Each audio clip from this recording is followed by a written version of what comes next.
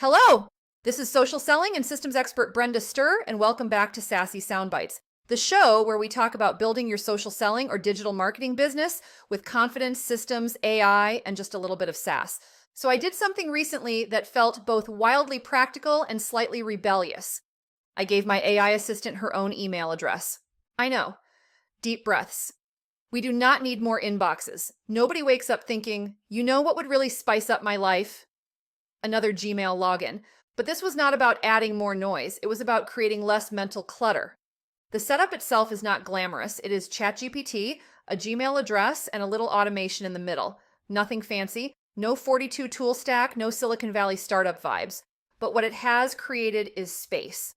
And if you are building a business online, especially as a social entrepreneur juggling content, customers, family, and approximately 47 open tabs at any given moment, space is everything. Let me tell you what this actually looks like in real life. Instead of every newsletter, industry update, or forwarded thread landing in my brain first, it lands in hers. I forward things to her inbox. Or I subscribe her directly to things I want monitored. She reads them, she summarizes them, she pulls out patterns, she tells me what actually matters, then she sends me a structured briefing, not 12 scattered emails, not a wall of text that makes my eyes glaze over between Zoom calls. I get a clear summary of what happened, why it matters, what I might want to do with the information, and even content ideas I could create from it. It feels less like checking email and more like sitting down with a strategist who already did the homework. That is the shift. Because the real problem is not time, it is capacity. We all say we want to save time. But what we actually want is mental breathing room. Think about the micro decisions you make, just opening your inbox. Is this important? Do I need to respond? Is this a content idea? Does this affect my offer? Should I flag this for later? Now multiply that by 30, 40, 50 emails a day. It is exhausting, and we pretend it is normal. An AI assistant email setup moves you out of constant triage mode. You are not reacting to every input anymore. You are receiving filtered insight. Instead of starting your day in reaction mode, you start in clarity. And that changes how you show up everywhere else. Here is the part that excites me most. When you are not spending hours scanning, skimming, and sorting, you get that time and energy back for higher value work. Higher value work looks like refining your messaging instead of rewriting subject lines in your head while making dinner. It looks like designing a new offer, writing long-form thought leadership, having real revenue conversations, thinking about where your business is going next, or honestly taking a nap, spending time with your people, going for a walk without mentally drafting a reply to an email you have not even answered yet. If you reclaimed even 5 hours a week, what would you do with it? Build a new product, strengthen your nurture sequence, create a more strategic content plan. That is the real power here. It creates capacity for the work only you can do. And if you are in social selling or any kind of relationship-based online business, this is gold.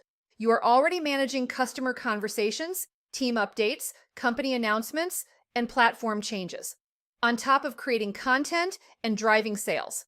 Instead of reading every corporate update in full, imagine forwarding it to your assistant and getting back a simple breakdown of what changed, clear talking points for your customers, and ideas for how to position it on social. Now, you are not just staying informed, you are translating information into leadership. You can even forward repeated customer questions and ask her to spot patterns. What are people consistently confused about? What are they curious about? What objections keep popping up? That alone can fuel a FAQ post, a team training, a live video topic, or your next lead magnet. And here is where I want to gently challenge you. Do not write this off as too advanced or too tech heavy. Yes, there is a little setup involved, but once it is done, this is strategic delegation. Start small. Forward one type of email. Test the summary format. Tweak the output so it actually serves you. You are building trust with the system just like you would with a human assistant.